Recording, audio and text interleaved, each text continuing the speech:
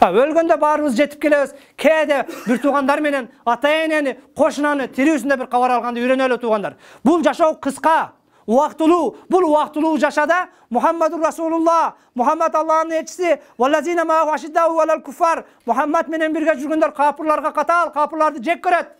Ва рухамау байнахум, бирок бири-бирине өтө ырайымдуу, мээримдүү дейт. Келиңиздер бири-бирибизге бир ырайымдуу болуп, бир мусулмандын мусулманга болгон акысы деп мына ошол ооруп калса зиярат кылуу эле. Пайгамбар саллаллаху алейхи ва саллям досторуңарды издеп тургула, жоктоп тургула дейт. Эки күн көрбөй калсаң каяктасың де, оорулуу болуп калса больницага бар дейт. Бирок биз тилекке каршы мусулманчылык милдетти мына ошол алып кеп көргө көмгөндө гана пайдаланып калдык. Калган маалда мен мусулманмын, бул да менин мусулман кошунам деген сезим, чувство бизде жоголуп калды. Келиңиздер бир чыныгы мусулманчылыкка, динибизге кайталы. Жашоо кыска экен. Бу Аллах булар ынтымакка келип алсын, бирин-бири урматтап алсын деп мүмкүнчүлүк бербейт экен.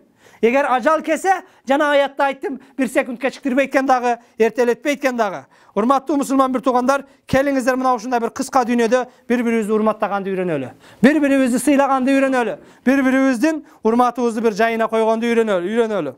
Бош убактыбызды намаз менен, зикир менен өткөргөнгө аракет кылайлы. О Алланын пенделери. Иннал гафлата ан яумир рахили таж'алул абда фи хасратин. Акыреттен гафилетте болуу бул пендени эртең кыяматта өкүнүчкө, кайгыга алып келет экен. Келиңиздер мына ошондуктан жакшы амалдарды аракет кылып калалы. Бул убактылуу жашоодо ибадатка бир өзгөчө бир көңүл буралы. Чындыгында Аллага сүйкүмдүү амалдар бул Кудайга баш ийип фарз амалдарын аткаруу. Кээ бир инсандар бош убактыбызды келиңиздер Кудайды зикир кылуу менен өткөрөлү боло марро. Бир жолу болсо дагы. Анткени бул кабырдагылар Аллах мүмкүнчүлүк берсе чыгып бир жолу субханалла десем дейт экен. Аллах мүмкүнчүлүк берсе чыгып бир жолу ла илаха иллаллах Мухаммад Расулуллах десем дейт экен. Бул кабырдагылар Аллах мүмкүнчүлүк берсе, 2 рекет кыскача намаз окусам, ошонун гана сообуга жетпей калды. Ошол эле кошсо, бейишке кирип келет элем, аттиңай дейт экен, бирок Аллах Таала бул кабырдан бир да адамга мүмкүнчүлүк бербейт. Мына ошол Аллах Таала мүмкүнчүлүк бергенге чейин ушул жерде ошол амалдарды аткарып калалы. Хасан аль-Басри бизге окшоп ушинтип кабырга келип, жаназага катышып, эгер азыр биз койгон адам Аллах кайрадан жашоо берсе, эмне кылат десе, я устаз, бул адам көп намаз окуйт дейт. Экинчисинен сураса көп садака берет дейт. Үчүнчүсүнөн сураса кечиримдүү болот, туугандар менен мамилени оңдойт дейт. Жакшы иштерди кылат, мечитке каттайт дейт. Хасан аль-Басри айтат, сиздерден сурасам деле ошентесиздер азырчы. Хасан аль-Басри айтат, акмактар, жиндилер, кабырдан бир да адам кайта элек.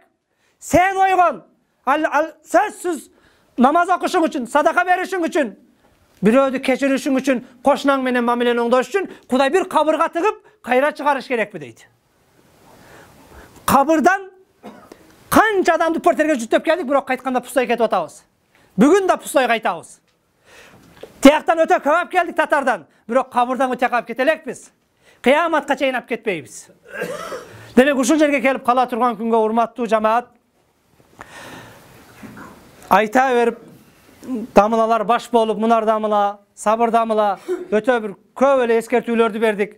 Бизден башка дагы мына жер кыдырып, дүйнө кыдырып жүрөсөр, барган жердин бардыгында акыретке эскертүү, кыяматка эскертүү, кабырга эскертүү болуп атат. Келиңиздер бир ойгонуп мына ушул кабырга, акыретке даярданалы. Келиңиздер бир жакшы адамдардын сабында туруңуздар, ыймандуулардын катарына кошулуңуздар.